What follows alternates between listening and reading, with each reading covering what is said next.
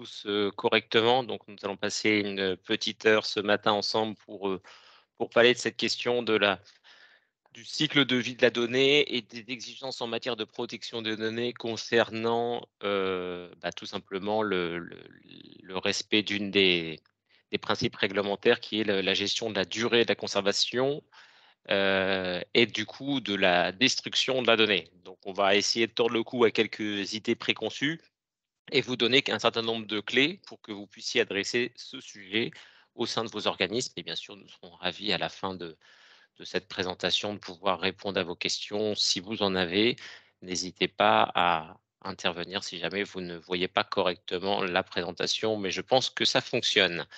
Alors, juste avant de nous présenter, du coup, avec Thomas plus en avant, juste le sommaire. Donc, le sommaire, on va essayer de revenir sur quelques définitions. Donc, qu'est-ce qu'une donnée? Qu'est-ce qu'une donnée? Qu'est-ce qu'une donnée à caractère personnel? C'est vraiment fondamental dans le règlement. Que dit le règlement général sur la protection des données? Et plus généralement aussi cette fameuse loi informatique et liberté qui, comme vous le savez, a été dans sa version 3 adaptée à l'entrée en application du règlement en 2018. Puis après, on va parler un peu en effet, les cycles de vie d'une donnée, comment gérer le cycle de vie d'une donnée, sécuriser celle-ci. Puis on va revenir un peu sur le respect réglementaire, donc avec un focus un peu plus détaillé sur ce que dit la loi et comment pouvoir commencer à un peu anticiper les bonnes pratiques et les outils qui peuvent être mis en œuvre pour s'assurer du respect des durées de conservation. Donc, dans ce temps 4, on verra la mise en pratique et on essaiera de tordre aussi le clou à l'usage de mots qui sont inappropriés parfois. Voilà, et après on finira sur le respect du RGPD avec le DPO et des questions-réponses. Donc un programme assez important pour un sujet qui est un des sujets les plus ardus de la réglementation en matière de protection des données. Donc, j'enchaîne avant que Thomas puisse se présenter. DPO Consulting, on est partenaire de DXDMAT depuis maintenant de nombreuses années, notamment sur le territoire sud-est. Je dirige la filiale sud-est. On est un cabinet spécialisé en protection des données et de respect de la réglementation en matière notamment de respect du règlement général sur la protection des données et de la loi informatique et liberté. On a un groupe d'une 50aine de consultants, dont une quinzaine de consultants répartis entre Marseille, Nice et Lyon, qui est la principale agence sur le territoire sud-est. Et voilà, nous, notre proposition, c'est d'accompagner tout type de structure sur le long chemin de la conformité. Et on va voir ensemble aujourd'hui que sur ce chemin de la conformité, il y a les durées de conservation et c'est souvent le sujet le plus ardu à traiter puisque on pourra en discuter, mais on va se rendre compte que les procédures, les processus au sein des organismes, mais aussi les outils informatiques qui sont déployés, ont de grandes difficultés à supporter ces exigences réglementaires. Donc, je passe la main à Thomas avant de pouvoir adresser le premier chapitre de cette présentation. Merci Sylvain. Alors moi, je suis consultant chez Exama depuis presque 3 ans. Donc on est un cabinet qui accompagne le privé ou le public dans leurs projets de dématérialisation, que ce soit GED, SAE, signature électronique ou même archivage physique. Et on est un peu moins bientôt, on va dire un peu moins de 50 salariés. On est répartis sur Paris, Marseille, Lyon, Toulouse et Nantes. Voilà. Et si je me permets, si on a choisi cet axe d'approche en fait sur le cycle de vie, c'est que en fait, on s'est rendu compte que parmi les manquements les plus fréquents constatés par la CNIL figure l'absence de définition d'une durée de conservation et aussi l'absence de mécanisme de purge. C'est pour ça qu'on est parti sur le cycle de vie de la donnée. Voilà, tout simplement. Tout à fait. C'est bon, Thomas? Oui, c'est bon, c'est bon. OK, je reprends la main. Donc, vous allez voir, du coup, on va voir un jeu de ping-pong un peu tout au long de la présentation. Et donc, on va essayer d'orchestrer le traitement des différentes thématiques qu'on vous propose ce matin. On va juste très rapidement réintroduire le propos, revenir sur deux petits éléments. Déjà, qu'est-ce qu'une donnée à caractère personnel? Rappelez-vous, c'est juste un rappel, je pense qu'un certain nombre d'entre vous connaissent ça correctement. le règlement a une vision très, très large de la donnée à caractère personnel et étend, son périmètre d'intervention sur des données qui sont identifiantes ou qui permettent d'identifier une personne. C'est ce qui permet notamment, je pense que vous avez peut-être ça en tête, de déterminer qu'une adresse IP, donc une adresse Internet, est une donnée à caractère personnel dans le sens où elle peut, par croisement de fichiers, identifier une personne. Donc là, on vous a mis sur sur cette petite diapositive, l'intégralité des typologies d'informations qui permettent d'identifier une personne. Bien sûr, vous avez les informations les plus basiques, le nom, prénom, l'email, les coordonnées, tout ce qui est propre à une situation personnelle. Et on a, depuis 78, l'avènement de la loi informatique et liberté, en France, intégré un concept qui est assez bien intégré, qui est celui de la donnée dite sensible, qu'on retrouve au travers de l'article 9, du règlement général sur la protection des données, sous le terme de catégorie particulière de données. Et donc, c'est toutes les données qui sont principalement en bas de la diapositive, et on considère que, par défaut, sauf exception, on n'a pas le droit de collecter ni d'exploiter un certain nombre de données à caractère personnel qui se rapportent à l'individu. Donc, premier élément qu'il faut garder en tête, pour que le règlement général sur la protection des données s'applique, il faut identifier une personne. Je me permets de revenir juste un petit peu rapidement, on va y revenir après, mais sur ce règlement, il vise à protéger les personnes physiques et il considère, dans un de ses premiers considérants, que la donnée à caractère personnel fait peser un risque particulier, et donc c'est une donnée qui mérite une attention spécifique. Et donc on est vraiment là sur un règlement qui vise à protéger une personne physique parce qu'elle est identifiée dans un fichier sur toutes les typologies d'exploitation d'informations. Et donc plus l'information est propre, plus la masse d'informations est élevée, plus l'information est propre à l'intégrité ou l'intimité de la personne physique. En effet, plus l'attention et les mesures qu'on appelle mesures techniques personnelles doivent être adaptées. Donc voilà, donc premier élément, une donnée à caractère personnel, c'est très très vaste, et pour aller, ça va même jusqu'à une adresse IP, Hem, une courbe de consommation électrique peut même être considérée comme une donnée à caractère personnel. Donc le le règlement a une vision, totalement agnostique, en cette matière, et le régulateur a tendance en effet à avoir une vision, très extensible de la notion de données à caractère personnel pour s'accaparer, d'un certain nombre d'informations. Je pense notamment aux courbes de charge, puisque rappelez-vous, ça doit vous faire rappeler les fameux, compteurs Linky, qui avaient posé tant de difficultés, par rapport à certains réticence de la population quant au fait qu'on puisse, suivre en temps réel les consommations électriques d'un bâtiment, qui permet par exploitation de discerner les usages et le comportement d'une personne dans une habitation. Très rapidement, vous déclenchez vous utilisez un appareil, ménager, vous allez très rapidement savoir, quelles sont les habitudes, sur, heu, des personnes qui sont au sein heu, d'une habitation. Voilà pour la donnée à caractère personnel. Du coup, vous avez 2 formats, mais là, je vais passer la main à Thomas. C'est, le format structuré et non structuré. Est-ce que tu peux nous en Voilà, dire un peu plus? merci. Alors, en effet, donc dans cette constellation de données, se compose de 2 façons, les données structurées et non structurées. Alors on a tendance, le plus souvent on entend parler de structure non structurées et structurées, c'est les big data. Voilà, ça doit vous parler.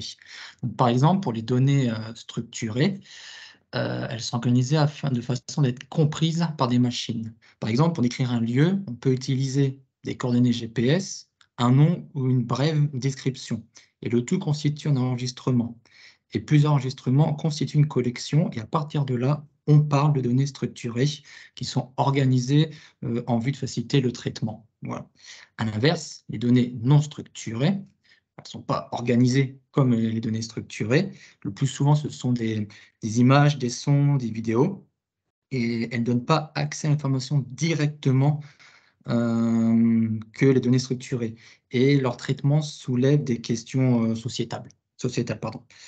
Et comme vous pouvez le voir sur le schéma, les données structurées, c'est à peu près, non structurées, pardon, c'est à peu près 80% des données d'une entreprise. Donc, c'est un véritable enjeu sécuritaire car il est difficile d'identifier et d'accéder à l'information et derrière de sécuriser, hiérarchiser et d'appliquer un cycle de vie du traitement, tout simplement. Et donc derrière, même juridiquement, il y a un souci si demain l'entreprise ou le public se fait hacker directement, on ne saura jamais quel type de données a été volé. Voilà, tout simplement. Tu peux passer sur la slide Oui, suivante. merci. Je vais reprendre le contrôle. Oui, ça marche.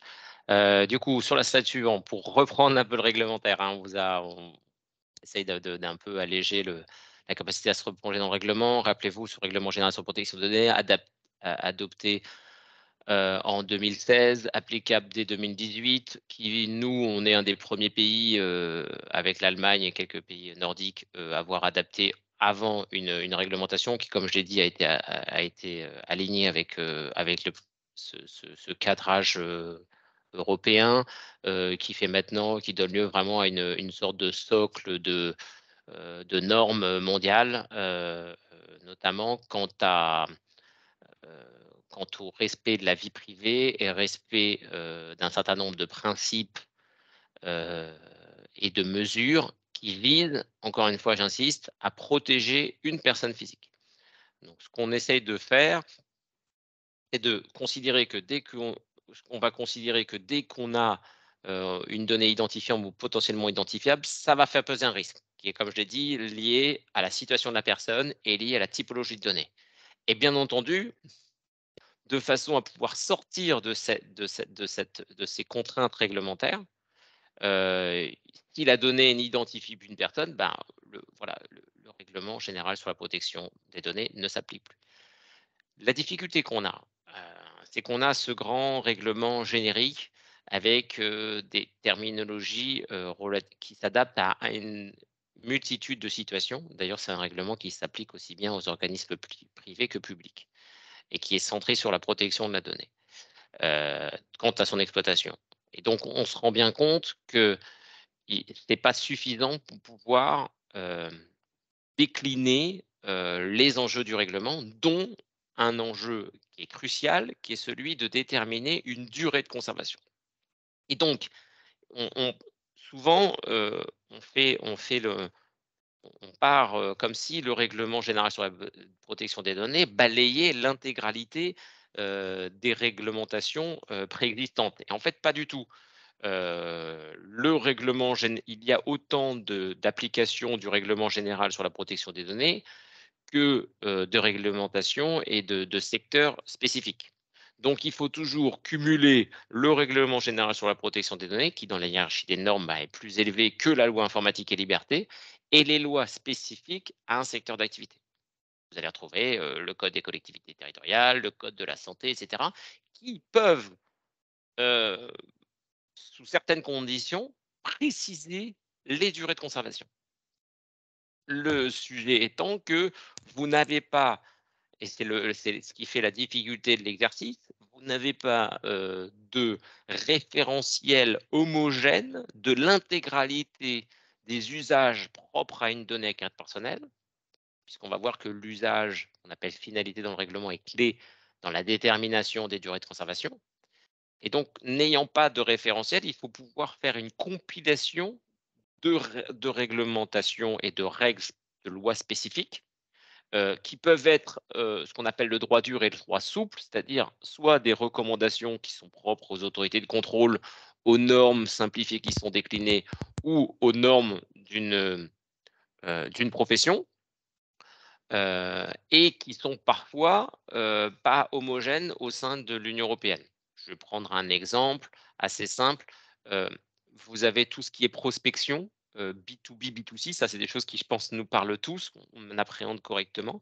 Et l'autorité de contrôle française, la CNIL, elle fait un distinguo entre collecter une donnée à caractère personnel entre commerçants, entre professionnels, avec la possibilité de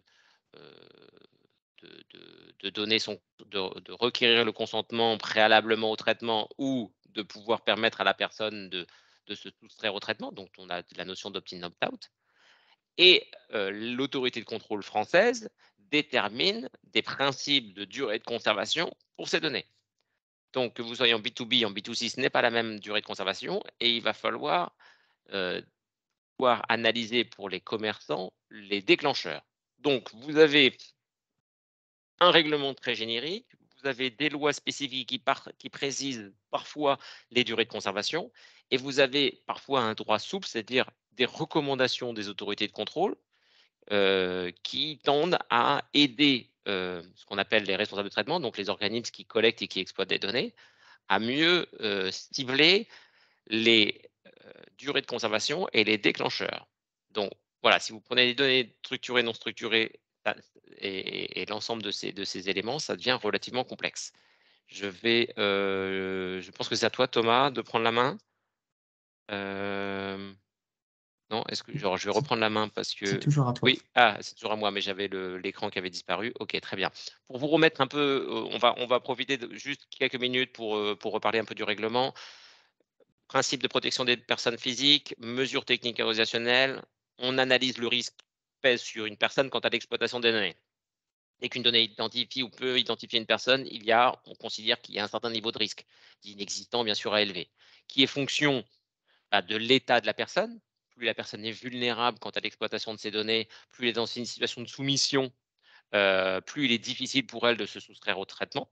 Donc, on considère même qu'un salarié au sein d'une entreprise est une personne vulnérable, dans le sens où elle ne peut pas obligatoirement exercer son libre arbitre pour ne refuser le traitement de données personnelles. Et les grands principes, mais là encore, ce n'est pas écrit comme ça, mais c'est juste pour que vous rentriez dans la philosophie du règlement, c'est en fonction du volume et de la profondeur des informations, mais aussi des mesures que vous mettez pour garantir que l'information soit correctement collectée et soit exacte, vous allez déterminer le niveau de risque. Ça, c'est la première, c'est ce qu'on appelle les mesures technico-annuelles et l'allocation des mesures de prévention des risques en fonction de l'estimation des potentiels détournements d'une donnée personnelle. Et c'est pour ça qu'on comprend très bien que plus on est dans l'intimité de la personne, plus il peut y avoir des dispositifs de phishing, des dispositifs qui tendent à créer un préjudice particulier pour la personne. Et autre élément, peut-être que pour certains qui connaissent bien le règlement, ça va être une redite, mais c'est pas grave. Vous avez cette notion de base légale qui est très importante dans le règlement, c'est-à-dire qu'on considère qu'il y a six bases légales et que toute donnée qui n'est pas collectée conformément à une de ces bases légales, tout simplement, il n'y a pas de traitement de données qui est possible. Donc, vous avez le consentement, c'est ce qu'on vous demande avec les cases à cocher, notamment dans tous les dispositifs marketing. Vous avez bien sûr l'exécution d'un contrat. Je vais collecter des informations pour exécuter un contrat. Le respect d'une obligation légale, vous devez procéder à un certain nombre de mesures ou d'actions réglementaires ou fiscales pour, bien entendu, par exemple, employer une personne. Vous savez la sauvegarde des intérêts vitaux, mais ça, c'est des bases légales dont on parle souvent moins parce que, bien entendu, on est en train de vous sauver la vie, donc on va considérer qu'on va mettre temporairement votre respect à la vie privée de côté. Exécution d'une mission d'intérêt public pour tous les organismes publics. Et puis, une fameuse notion qui est l'intérêt légitime, c'est-à-dire, sous certaines conditions, je ne pourrais pas m'étendre sur le sujet, un organisme peut collecter et exploiter une donnée personnelle. Donc, vous avez une mesure de risque, vous avez des bases légales à respecter, et en fonction de ces bases légales, vous avez la possibilité pour la personne d'exercer ses droits. Accès, modification, rectification, droit à la portabilité et autres. Voilà, ça c'était pour se remettre un peu dans le règlement. Et le règlement général sur la protection des données, il décide que et donc c'est ce que vous retrouvez dans ce fameux registre, les données à caractère personnel doivent être collectées pour une finalité. Donc vous avez un objectif poursuivi. Je vais prendre un exemple très simple que tout le monde connaît. Je vous demande votre CV pour évaluer votre candidature si vous souhaitez vous porter candidat sur un poste qui est ouvert. Donc, on va déterminer cette finalité. Et en fonction… Ah, on est revenu. Non, il faut que quelqu'un ait repris le contrôle. Attendez, je vais reprendre le contrôle. Il y a petite, confusion. Voilà, juste pour revenir sur ce slide-là. Donc maintenant, on va aller un peu plus dans le détail. En fonction, de la finalité, donc l'objectif poursuivi, vous allez, récupérer une information qui va être structurée, non structurée, qui va être dans un fichier que vous allez collecter et sur lequel vous allez procéder à un certain nombre d'interventions. Au sens du règlement, on parle de traitement de données. Toute intervention sur une donnée, dont la collecte, est un est est une, toute intervention sur une donnée est un traitement, au sens du règlement. Et donc, qu'est-ce que nous dit le règlement? Dans son article 5, il y a aussi l'article 89 du RGPD et l'article 6 de la loi informatique et liberté. Et il impose un principe de limitation des durées de conservation. Et donc, il vous dit que conserver sous une forme permettant l'identification des personnes, donc dès qu'on sort l'identification des personnes, on sort de ce dispositif-là, concerné pendant une durée n'excédant pas celle nécessaire. Donc, on parle de durée nécessaire au regard des finalités. Donc, chaque finalité, chaque objectif poursuivi a une durée de conservation. Je reviens sur mon idée du CV pour que on ait tous les idées claires. Vous pouvez avoir plusieurs finalités quand vous donnez votre CV à un employeur potentiel. La première finalité, c'est d'évaluer la qualité de votre candidature. La deuxième, ça va être après, pour pouvoir procéder à votre dossier salarié, vous embaucher et conserver ces informations dans votre dossier. C'est une autre finalité. Une troisième, ça va être par exemple de pouvoir être enregistré dans une CVTech et d'être ressollicité à l'ouverture d'un poste. Donc on voit bien que pour un même document, une même information, vous avez trois finalités différentes, trois bases légales potentiellement différentes, et qu'à chaque finalité, vous allez avoir une durée de conservation particulière. Donc ça va commencer à, par exemple, juste pour je ne voudrais pas trop divulguer la suite, mais juste pour l'évaluation de la candidature, vous allez être sur 6 mois. Mais par exemple, sur une CVTech, vous allez avoir le consentement, vous allez pouvoir avoir plusieurs années.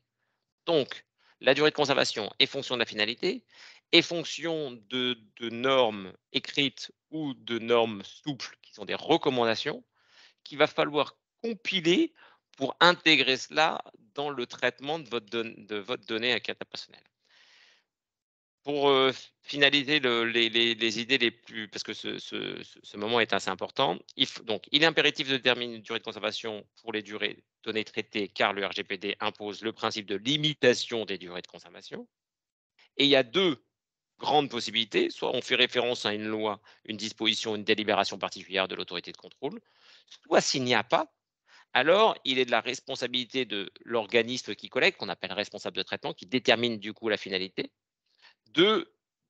par décision justifiée, de déterminer la durée, qui doit être strictement nécessaire à l'objectif poursuivi. Elle doit être oui, elle doit être nécessaire, bien sûr, pour accomplir l'objectif. Voilà. Et la durée de conservation ne peut être plus longue que nécessaire quand les données sont conservées dans un délai de prescription afin de prévenir d'un contentieux. Donc, par exemple, je vais prendre un exemple que vous allez tous comprendre, et après on va un petit peu accélérer.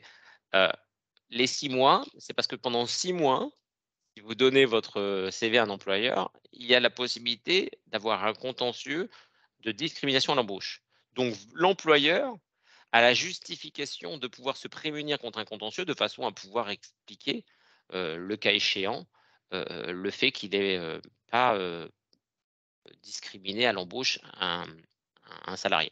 Donc voilà, tout ça c'est pour expliquer que c'est un peu compliqué et que se remettre un peu les choses en tête. Et je vais passer la main parce qu'on est dans le slide suivant. On va enchaîner sur gérer les données. Donc le cycle de vie. Ah bah, c'est encore à moi.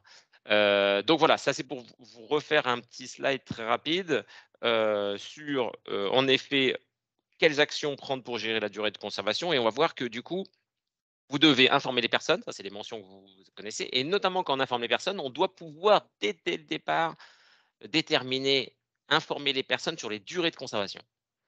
Donc la durée de conservation doit être portée à la connaissance de la personne qui accepte la collecte de l'information. Et là, vous vous retrouvez, et si vous plongez dans le sujet, vous vous retrouvez sur toujours des mentions qui sont relativement vagues pour s'adapter à tous les sujets. Cependant, le règlement, si vous allez au bout de la mise en conformité, vous devriez pouvoir informer les personnes des durées exactes de conservation en fonction des finalités poursuivies par le traitement. Donc, déterminer toutes les finalités, expliquer quelles sont les durées de conservation qui sont appliquées par le responsable de traitement. Et ça, c'est pour un peu voir comment le problème, c'est que la donnée, elle va vivre, elle va être analysée, elle va être modifiée. Et donc, il faut pouvoir déterminer des procédures, pouvoir déterminer des référentiels et pouvoir suivre l'information. Et comme on l'a vu avec Thomas, elle peut être structurée ou non structurée. Donc, il faut identifier tous les lieux de stockage, donc en ayant une cartographie des applications. Il faut définir les durées de conservation en fonction des besoins des activités opérationnelles, des exigences contractuelles, des obligations légales, des recommandations de l'autorité de contrôle et des exceptions. Il faut pouvoir établir les règles de conservation. Donc là, on va voir qu'il y a des distinguos en fonction du typologie de base. On va parler notamment de base active et d'archivage intermédiaire. Ça va vous être expliqué plus en avant. Et puis, gérer la fin des durées de conservation. Donc là, on va voir aussi que c'est au sujet. Je passe la main à Thomas qui va du coup aller un peu plus en avant sur cette vie, en fait, le cycle de vie de la donnée. Merci. Alors ce schéma, ça doit parler à pas mal de personnes, hein. C'est la théorie des 3 âges. Donc là, je vais juste changer le nom archive par donnée. Donc la donnée, elle a une vie, de sa naissance à la fin. Donc on a le T1, c'est l'usage quotidien, on l'utilise tous les jours, et cetera. On passe en phase T2, c'est la partie intermédiaire où le document est finalisé, est terminé, on n'a plus vraiment d'utilité, mais on le garde sous la main au cas où, on ne sait jamais, par exemple pour des questions de contentieux. À la fin, on arrive en T3, on n'a plus d'utilité administrative, et le sort final, c'est soit la conservation ad vitam aeternam ou alors la destruction. Ce qu'il faut retenir dedans, c'est que il faut mettre l'accent sur le fait de limiter l'accès à ces données. Par exemple, en base d'archivage, seules les personnes qui ont un intérêt particulier à consulter ces données doivent être les seules à être habilitées à les consulter. Par exemple, je vais prendre l'exemple pour le contentieux, la personne qui gère la paix n'a pas un intérêt à aller directement à gérer les documents de contentieux. Voilà, tout simplement. Donc en fait, ce qu'il faut retenir, il faut cloisonner les accès, limiter et mettre des habilitations pour chaque personne. Voilà. Et en fait, cette distinction permet d'organiser au mieux la donnée dans le temps et de paramétrer au mieux la sécurité des documents à chaque étape de son traitement de vie. Si tu peux passer à la slide suivante. Sylvain? Oui, alors je recontrôle, non, j'arrive, il y a toujours un petit peu de temporisation. Laissez-moi quelques petites secondes. Voilà, slide suivante. Donc là, on arrive sur sécurisation de la donnée, donc les bonnes pratiques. Alors, je ne parle pas de données, je parle de données convoitées et non de données sensibles, parce que les données sensibles renvoient à une catégorie de données, telles les convictions religieuses ou l'appartenance syndicale, qui sont dans l'article 9 du RGPD. Ici, les indicateurs que vous pouvez voir, donc ils sont issus du guide hygiène informatique de l'ANSSI que vous pouvez retrouver sur la CNIL. Sur la CNIL, il y a pas mal de choses, d'informations à picorer, donc je vous invite à aller voir dessus, c'est plutôt bien fait. Et donc là, ces indicateurs permettent d'évaluer le niveau de sécurité des données personnelles au sein d'une entité. Donc là, j'en ai mis pêle-mêle, hein, comme ça, mais dans chaque indicateur, on a des sous-indicateurs. Typiquement, pour authentifier les utilisateurs et gérer les habilitations, on a des sous-mesures, définir un identifiant, des logins, obliger l'utilisateur à changer son mot de passe assez souvent. Si on passe sur la partie sécuriser les postes de travail, on a utilisé des antivirus ou alors utiliser des pare-feux, typiquement, ou même pour terminer un exemple, pour la partie archivage et destruction des données, mettre en place des modalités d'accès spécifiques aux données archivées et même de prévoir des campagnes de destruction. Et l'idée surtout, ça permet de se protéger d'attaques éventuelles. Et il faut bien avoir en tête qu'on sera forcément attaqué. La question, c'est quand. Je vais prendre des exemples tout bêtes, mais vous avez dû entendre parler, c'était en été 2022, l'hôpital de Corbeil-Essonnes qui s'est fait hacker. Pareil pour l'hôpital de Versailles aussi, donc ils se sont fait, et sachant que les hôpitaux sont des gros collecteurs de données personnelles, et il n'y a pas si longtemps que ça, même LVMH s'est fait piller toutes ces données et ça a mis à plat la totalité de leur système informatique. Donc voilà, donc l'idée, et il y a d'autres moyens à côté pour sécuriser. On peut, par exemple, pour éviter les fuites d'informations, c'est utiliser des solutions de fuite de données DLP. Typiquement, ça permet d'éviter, par exemple, d'envoyer des pièces jointes par mail. Voilà. Généralement, c'est les banques qui utilisent ce genre de moyens de blocage. Voilà. Tu peux passer à la slide suivante. Oui, tout à fait. Sur les DLP, c'est Data Loss Prevention. En effet, c'est des outils ça. qui permettent de déterminer s'il y a des failles de confidentialité propres à certaines informations. Imaginons, vous mettez un fichier avec des numéros de carte bleue dans un chat. Le système va venir lui-même déterminer les potentiels risques quant à ces bris de confidentialité. Encore faut-il avoir en amont déterminé les typologies d'informations qui circulent et comment elles circulent. Mais je ne pose qu'une petite pierre, c'est un peu tout le sujet de ces solutions techniques. Et là, il y a quelques précautions à prendre pour sécuriser la donnée. Alors pareil, il y a beaucoup plus de précautions à prendre, mais bon, j'ai mis les plus importantes. Donc l'archivage doit être sélectif. Il faut veiller à ne considérer que les données utiles. OK. C'est le principe qui est lié à la minimisation des données. C'est se limiter au strict minimum quand on utilise une donnée. Ensuite, mettre en place des modalités d'accès, hein, que ce soit les habitations, le cloisonnement, définir un processus de gestion d'archives, c'est savoir comment j'archive, où, comment. Et ensuite, le numéro 4, c'est de lancer typiquement des campagnes une fois par an de destruction de données, que ce soit papier ou électronique, hein, parce que le RGPD s'applique aussi au papier. Voilà. Et donc,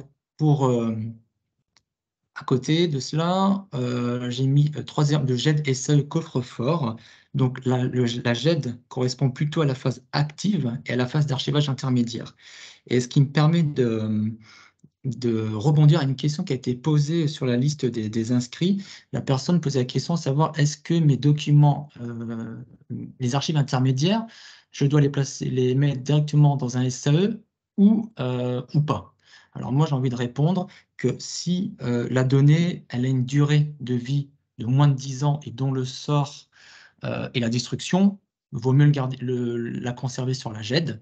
Okay. Si par contre, à l'inverse, la donnée a une durée de vie au-delà de 10 ans, 10, 20, 30, 40 ans, et quel que soit le sort final de destruction ou conservation, vous pouvez les envoyer directement dans le SAE. Et par ailleurs, dans la phase intermédiaire, donc la GED, il est possible de faire une séparation entre la base active et la base intermédiaire, c'est-à-dire que les données, je peux extraire physiquement les données et les mettre dans un autre espace sécurisé. Comme ça, je garde d'un côté ma base active et de l'autre côté ma base intermédiaire. Voilà, tout simplement. Et ces solutions doivent obéir à un principe, privacy by design. Et Sylvain, tu prends la main sur ça. Oui, juste Privacy by Design, bon, c'est un concept qui était qui préexistait avant l'arrivée du règlement, et le règlement a repris ce concept. Pour le schématiser, il vise à évaluer en fait toutes les dispositions de collecte et d'exploitation d'une donnée à caractère personnel avant même d'avoir lancé un traitement. Rappelez-vous, un traitement de données, c'est toute manipulation sur une information dont ça collecte. Et donc, il faut, et c'est tout le sujet qui est le plus épineux, et encore une fois, c'est la durée de conservation, c'est le caillou dans la chaussure de tout dispositif RGPD. Pouvoir remettre à plat les durées de conservation des données qui circulent déjà dans la structure, et de pouvoir progressivement réaligner ces données en fonction des finalités des durées de conservation, avec des processus de gestion de l'archivage intermédiaire, de l'archivage définitif et ou des solutions technologiques pour limiter les risques de bris de confidentialité. Et d'un autre côté, on va commencer à anticiper pour tous les nouveaux traitements au travers de fiches et d'analyse privacy by design la potentielle exploitation de la donnée. Donc, est-ce que la donnée, elle circule avec des tiers, donc des sous-traitants? Dans quelle mesure la personne va pouvoir exercer ses droits? Quelles sont les bases légales qui sont utilisées? Et en fonction des finalités et de la réglementation ou des positions du responsable de traitement, pouvoir dès le départ anticiper la durée de vie. Et donc, vous pouvez, avec des solutions technologiques ou des solutions papier, puisqu'encore une fois, le papier est concerné, pouvoir étiqueter la donnée et pouvoir après lui appliquer les bonnes durées de conservation et notamment tous les processus de archivage intermédiaire ou archivage définitif et ou destruction. Donc le privacy by design, c'est le moyen aussi d'anticiper et de faire en sorte que progressivement, on soit de plus en plus conforme sur cette gestion des durées de conservation qui, encore une fois, est des choses Et plus complexes à mettre en œuvre. Et si je peux rajouter quelque chose, c'est que il faut bien noter surtout, c'est que les contraintes et les modalités de durée de conservation existaient déjà en France bien avant que le RGPD existait, et le RGPD ne fait que reprendre ce qui existait auparavant. Voilà. Tu peux passer à la slide. Oui, on peut Attends, peut-être accélérer un petit peu parce que le temps oui. tourne, mais vas-y. Attends, je vois plus la slide, mais je crois qu'on est sur la partie On est SAE. exemple du SAE en fait. Ouais, bah, je me dépêche pour la parole, c'est bon. Donc là, j'ai pris l'exemple du SAE, c'est bon, qui permet de sécuriser et de répondre en partie au RGPD. Alors même si il contribue en partie à la mise en conformité au RGPD, parce que typiquement, le SAE pourrait héberger de multiples données personnelles en toute illégalité, d'où mettre en place des procédures de destruction strictes de façon annuelle. Voilà. Mais je peux aussi tout bien vous parler aussi de la blockchain. Alors là, on n'est pas sur l'archivage, hein, on est sur une technologie de stockage et d'échange d'informations cryptées. Et en fait, le RGPD, enfin, la blockchain entre en compte dans le RGPD parce que pour chaque utilisation, on utilise des données personnelles. Voilà. Ou même, je peux vous parler aussi de la signature électronique. On a trois types de signature électronique, la simple, l'avancée et la qualifiée. Et en fait, la signature électronique, enfin, en tant que telle, hein, basique, la signature, en fait, elle permet d'identifier le signataire. Et derrière, pour certifier euh, le signataire, pour savoir qui a signé, on utilise un certificat d'identité numérique. Donc voilà. Donc dedans, il y a des données personnelles qu'on utilise. Et ça, pareil, c'est ce genre de données qu'on doit sécuriser et par la suite archiver aussi 3 ans, 10, 20 ans, selon la finalité du document. Voilà. Je peux passer. On va accélérer un petit peu parce que le temps nous est compté. Sur le respect réglementaire, donc la problématique, vous avez tous compris, qu'on vous a déjà rappelé, je pense beaucoup de fois, c'est la production en masse de données à caractère personnel identifiantes, IoT, big data, smart city, enfin tout ça à un moment donné, il y a des identifications de personnes et les volumes de données étant très élevés, il faut encore plus anticiper, sécuriser, archiver. Gérer l'archivage, sinon c'est vraiment devenu très complexe et toutes les solutions sont là, on en a parlé d'un certain nombre, solutions technologiques. Pour revenir sur le côté un peu plus réglementaire, vous avez la nécessité de mettre en place un référentiel. Donc vous allez compiler la CNIL, vous avez fait un premier référentiel de durée de conservation et je crois qu'elle avait annoncé l'année dernière travailler sur un nouveau référentiel, je ne sais pas s'il est sorti. Mais n'hésitez pas à voir. La CNIL, si elle n'a pas sorti un référentiel à jour, c'est que c'est extrêmement compliqué de compiler l'intégralité des finalités avec l'intégralité des règles particulières. Et il faudrait quasiment il faudrait faire des référentiels par secteur d'activité ou par activité principale de la structure. C'est certain aussi qu'il faut pouvoir, lors de cela, consigner, gérer la preuve et anticiper. Donc, notamment gérer potentiellement la suppression, l'anonymisation et l'archivage définitif. Donc, voilà, n'hésitez pas à vous faire accompagner par des cabinets et c'est là où on trouvait que c'était intéressant d'avoir la vision un peu plus technique, cycle de vie de la donnée et la vision un peu plus DPO. c'est un travail au long cours qui nécessite d'intégrer beaucoup de parties prenantes et qui nécessite surtout de maîtriser les Si flux t'en veux et la pas, laisse-le à tes circulation frères, des données. Clara. Te force pas à le boire pour le boire. Nous avons une Vous avez oublié de participante qui couper n'a pas votre micro. fermé son micro. C'est la joie des webinaires. On accélère un petit peu pour un peu de temps pour la fin. Qu'est-ce que c'est que on va revenir sur, on va tordre le cou à quelques idées et on va parler de le sort final de la donnée. Comment je fais à la fin de la gestion de la donnée. Vous avez compris que le principe, et notamment qui est rappelé par la CNIL, c'est conservation basse active. À partir d'un certain temps, archivage intermédiaire, c'est-à-dire l'archive intermédiaire, c'est le fait de rendre une information, de limiter l'accès à cette information à une gestion des accès et des habilitations très stricte, et l'archivage définitif. Donc l'archivage définitif, en fonction de certaines règles qui peuvent archivistiques ou d'intérêt public, vous pouvez avoir soit l'archivage avec anonymisation, soit l'archivage au service des archives de France. Donc vous avez aussi ces exceptions qui tendent à déterminer pour des intérêts scientifiques, d'intérêt public, des règles d'archivage définitives. Et c'est l'orchestration du coup entre les règles d'archivage archivistique et le règlement général sur la protection des données. À toi maintenant, Thomas. Oui. Alors, à moi. Attends, je ne vois plus le support. Bon, c'est pas grave, je vais le faire en Tu es aveugle. sur le slide 21. Ouais, pas de souci. Donc là, on est sur la partie destruction. Donc, je le fais en aveugle. Donc, on est sur la partie. Attendez, je peut-être. Sur la destruction, du coup, on parlait de conservation limitée des données. C'est ça. Non, mais attends, je l'ai de mon côté. Et les procédures de destruction. C'est ça. Donc, on a. Donc, soit on conserve, soit on détruit. OK. Donc, par principe, il faut effacer les données à l'issue de leur utilisation. C'est ce qu'on appelle la conservation limitée des données. C'est-à-dire qu'on ne peut pas conserver les données plus longtemps que nécessaire, sauf si ça rentre dans le cadre des archives historiques, l'article 5 du RGPD. Dans tous les cas, il faut tracer les destructions, que ce soit privé ou public. Hein. Moi, typiquement, là, je travaille pour un client, pour une banque. On est en train de mettre en place des badges de destruction. Voilà, donc en fait, tout est tracé parce que la CNIL, elle, derrière, peut auditer la banque. Mettre en place des procédures de suppression sécurisées et surtout lancer des campagnes annuelles de destruction. Il ne faut pas avoir peur de détruire. On peut avoir la main lourde dessus, il n'y a pas de souci. Enfin, pas de souci, il faut respecter le règlement, bien entendu, mais il ne faut pas avoir peur de détruire.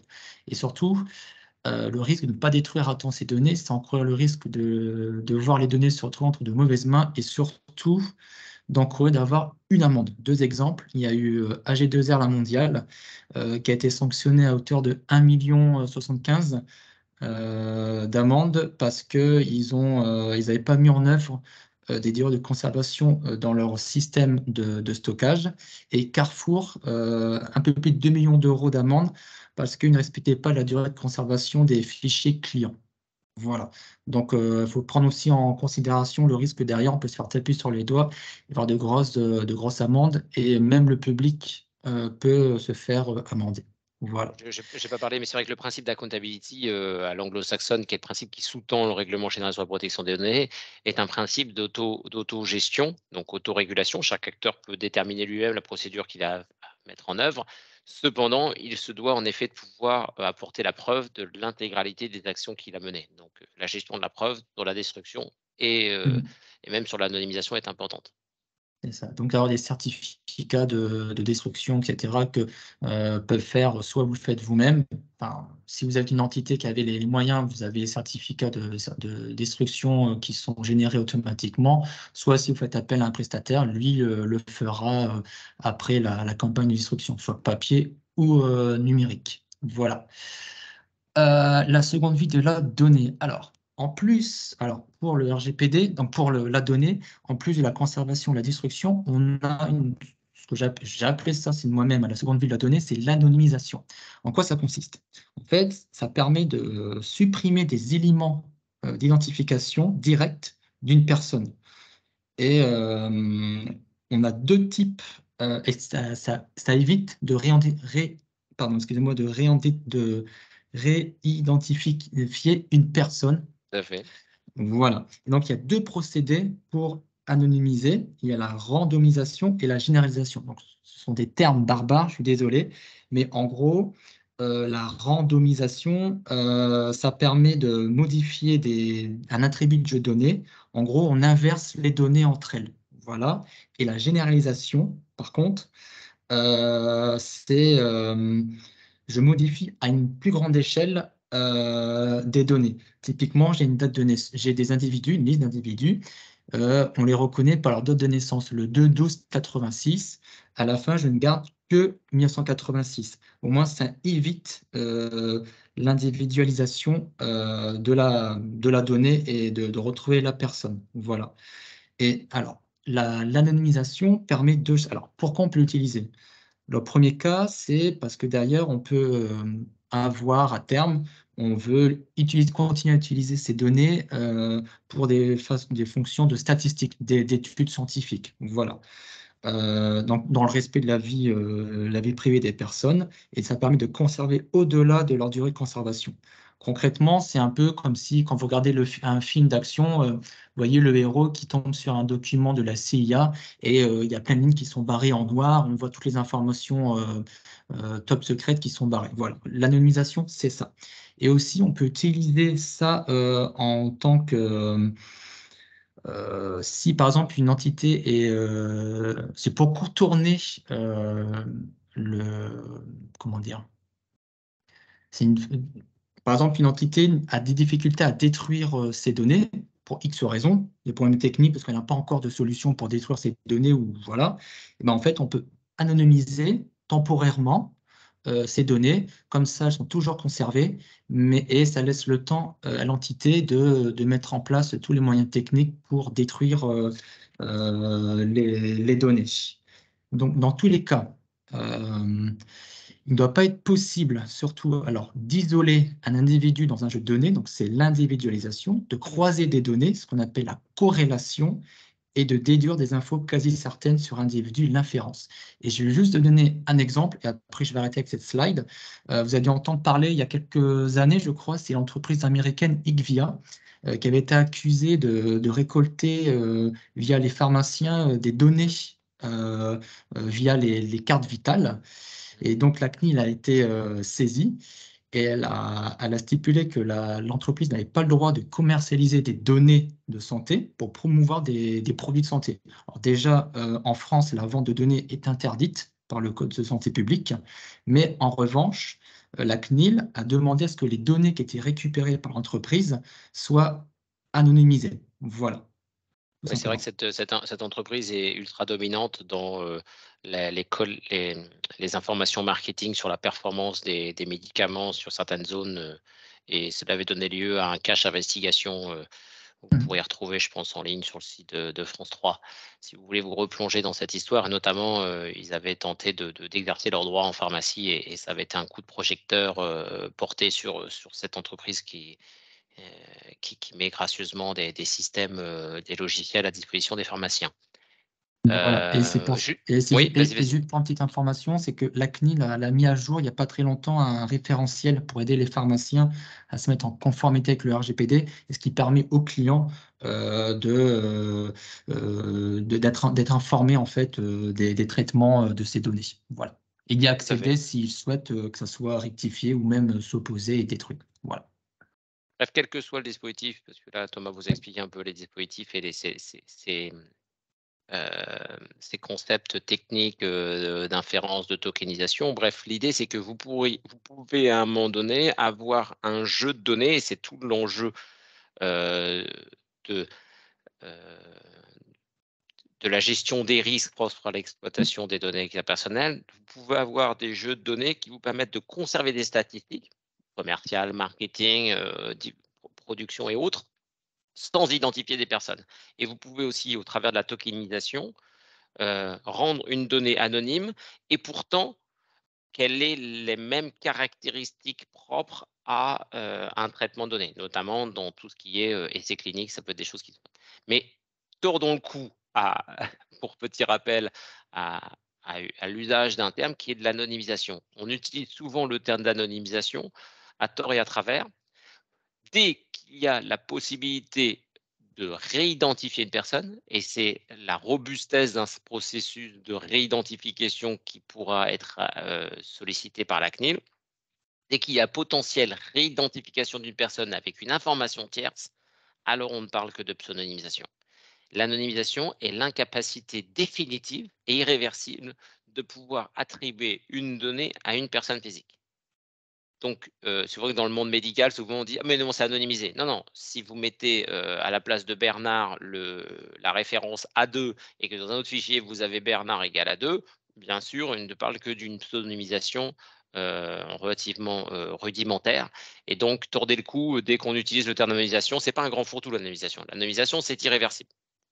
Je pense que c'est la même chose qu'on utilise sous le terme de crypter une donnée. Je me permets de faire un petit peu de pédagogie. Quand vous cryptez une donnée, ça veut dire que vous ne pourrez plus jamais la lire. Donc c'est un peu la même chose. Par contre, si vous chiffrez une donnée, vous pouvez la déchiffrer. Et donc on parle souvent de quand on va sécuriser un flux ou sécuriser une information dans une base de données, de chiffrement. Tout ça sont des bonnes mesures en matière de protection des données. Donc voilà pour tordre le cou à ces sujets. Après, on voulait revenir sur quelques petites solutions, Thomas, quelques solutions du marché pour vous donner quelques idées. Oui, alors bon, déjà j'ai aucune action, c'est chez prestataire, hein, c'est juste en faisant un petit tour sur internet, je suis tombé sur eux. Typiquement pour, identifier les données entrant dans le cadre du RGPD. Donc typiquement, c'était pour les données, structurées et non structurées. Il y a 2 applications, Everteam Discover et MyArchineo. Donc en fait, ça permet d'identifier sur plusieurs plateformes, que ce soit, les SharePoint, les serveurs, les JED, et cetera, les documents, qui possèdent des données personnelles, OK? Et le type de ces données produites. En gros, ça permet derrière de pouvoir les mettre de côté, les classer et les gérer, plus facilement. Ensuite, nous avons, Data Platform pour anonymiser les données personnelles et ensuite Datasheet. Alors ça permet de masquer, certaines données. Alors est-ce que c'est l'anonymisation? Alors en lisant, parce que c'était en anglais, donc il parlait pas d'anonymisation, mais bon, bref. En tout cas, ça permet de masquer les données et ça remplace des informations confidentielles par d'autres numéros et ça permet en tout cas de se prémunir de toute intrusion malveillante. Voilà. Et ces solutions sont facilement utilisables sur tout ce qui est les bases Oracle, Postgre, etc. Voilà. Tout à fait. Pour se remettre un peu en synthèse de tout ce qu'on s'est dit, donc je voulais juste vous faire une petite synthèse de mon côté et je laisserai Thomas préciser de son côté. On a essayé de schématiser et de rendre pédagogique une matière qui est relativement complexe. Pour synthèse, il faut identifier si une loi ou un règlement spécifique impose une durée de conservation avant d'en définir une. Définir la durée de conservation, finalité par finalité, d'où l'importance du registre des activités de traitement, qui est un peu la pierre angulaire de la conformité pour le DPO. Justifier la durée définie par des impératifs opérationnels et légitimes, si besoin. Mettre en place des systèmes de stockage, vous avez compris, base active, base intermédiaire, donc base intermédiaire qui est avec une très forte limitation des accès. Cartographier tous les lieux de stockage des données, ça me paraît évident. Alors, vous avez aussi tout ce qui est le shadow IT, ça permet aussi de se replonger dans comment l'information circule et c'est pour moi un des bénéfices induits par des dispositifs de protection des données cartes personnelles. Identifier toutes les actions à mettre en œuvre, en place. Donc, on a parlé des technologies pour l'absolutisation et l'anonymisation. On a parlé des technologies pour, en effet, limiter les accès. On a parlé des data loss prevention. Donc, vous avez toute une multitude de solutions technologiques qui soient aussi bien des agents que des mesures. Microsoft aussi a lancé toute une suite qui permet de labelliser. N'hésitez pas, si vous voulez vous plonger dans ces sujets-là, on y travaille avec d'autres partenaires technologiques, donc n'hésitez pas à me solliciter à la suite de ce petit webinaire. Donc c'est aussi piloter les mesures techniques, qui permettent de suivre, la durée de conservation et rappelez-vous, je vous ai dit aussi au début, de nos échanges, qu'il faut pouvoir déterminer les déclencheurs. Donc c'est en fait, il faut pouvoir déterminer le déclencheur qui vise à, être le démarrage de la durée de conservation. Donc l'histoire des 6 mois pour le CV. mais ça peut être aussi, des déclencheurs qui viennent reprolonger des durées de conservation, notamment dans la doctrine de la CNIL. Si vous êtes en relation avec un acteur en B2C, vous pouvez avoir une durée de conservation qui est prolongée si vous démontrez un intérêt pour le produit ou le service du marchand. Donc vous aviez tous ces dispositifs en 2018 qui visaient à ce que, l'utilisateur acquiesce sur, la politique, mais aussi se reconnecte sur un espace pour pouvoir démontrer un intérêt, au service qui serait acheté. Donc voilà, il y a ce pilotage de toutes ces mesures techniques organisationnelles par toutes les parties prenantes et puis contrôler l'application des mesures et faire en sorte que faire du privacy by design, vous essayez d'apurer la situation. Et encore une fois, c'est souvent un long chemin. Il est parfois nécessaire de passer par quelques petites, bénéfices rapides type quick win, pour entraîner les parties prenantes, mais non moins nécessaires pour assurer son respect réglementaire. Thomas, tu veux peut-être ajouter un petit quelque chose? Non, juste retenir que les entités doivent assurer elles-mêmes la gouvernance des traitements et être en mesure de documenter et de piloter leur mise en conformité. C'est voilà, quelque chose à retenir en grande partie aussi. Voilà. Tout a été dit dans la conclusion. Après, c'est vrai qu'en 1 heure, on a peu de temps et on a essayé d'être relativement pédagogique pour remettre une meilleure vous permettre d'appréhender cette matière qui est en effet, une des matières les plus complexes du règlement. Par contre, on est bien entendu à votre disposition pour aller plus loin, heu, que ce soit sur les référentiels, l'organisation, la structuration de la démarche, qu'elle s'articule correctement avec une démarche de conformité, ou que ce soit dans l'identification des technologies qui, concourent à une meilleure gestion du cycle de vie de la donnée dans son ensemble et des données à caractère personnel. Et après, dans le meilleur des mondes, vous avez fait tout ça et vous avez plus qu'à anticiper sur les nouveaux traitements et d'associer les parties prenantes dans une démarche de privacy by design. Je pense qu'on a répondu à un certain nombre de questions qui ont été, posées au fil de l'eau. Oui, Le temps passe alors, très vite. oui, est-ce que vous voulez qu'on refasse le tour peut-être des questions qui ont été posées pour voir celles qui ont trouvé réponse entre-temps? Donc là, il y avait une première question par rapport aux hôpitaux. La loi impose une durée de conservation au dossier médical. Pourquoi demander le consentement à un patient pour lesquels les données seront conservées même s'il refuse? Alors, on a dit qu'en fait, en fonction des finalités, vous allez avoir du consentement. Vous pouvez en fait, comment dire? Vous pouvez avoir, hem, plusieurs finalités, et j'ai essayé de l'expliquer, je ne suis pas du tout médecin, mais je l'ai essayé de l'expliquer dans l'histoire du CV. Vous avez compris que quand je donne un CV, je peux avoir plusieurs finalités. Celle, de faire évaluer ma candidature, celle d'être dans une CV Tech et celle après de pouvoir, tout simplement instruire, heu, administrativement, la candidature le dossier du salarié.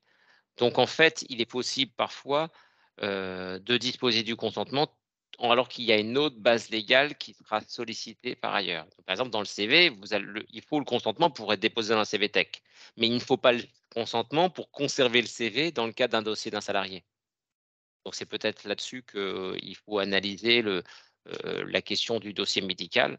Après, il ne faut pas, en fait, confondre information, transparence. Vous devez informer sur les durées de conservation, les protocoles, les finalités, les mesures techniques internationales et autres réjouissances de sous-traitance ou de transfert de données internationales, transferts de données personnelles à l'étranger.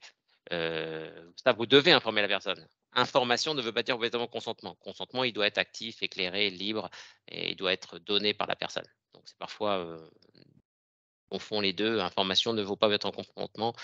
Quelle que soit, la base légale, il faut informer la personne.